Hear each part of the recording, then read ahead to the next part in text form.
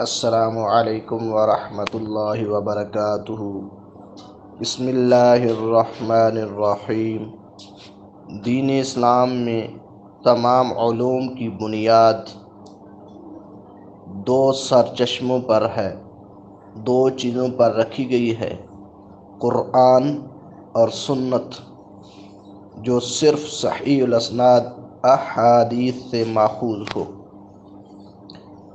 سورہ آل عمران آیت نمبر 164، اللہ تبارک و تعالی ارشاد فرماتا ہے: لقد من اللہ علی المؤمنین اذ بعث فیہم رسولا من انفسہم یتلو علیہم آیاتہ ویزکیہم ویعلمہم الکتاب والحکمہ۔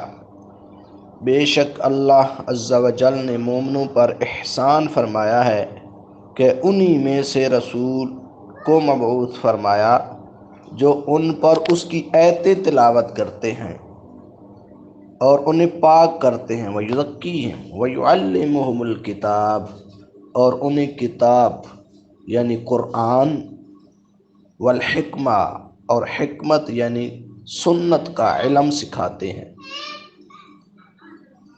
یعنی اسلام کی علوم کی جو بنیاد ہے وہ دو چیزوں پر رکھی گئی، قرآن اور دوسری سنت جو صحیح الاسناد سے ثابت ہو۔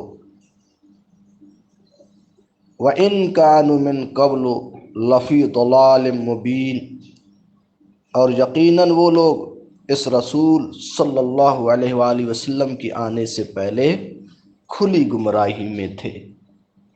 اللہ تبارک و تعالی ہمیں عمل کرنے کی توفیق فرمائے۔ وما علینا الا البلاغ المبین۔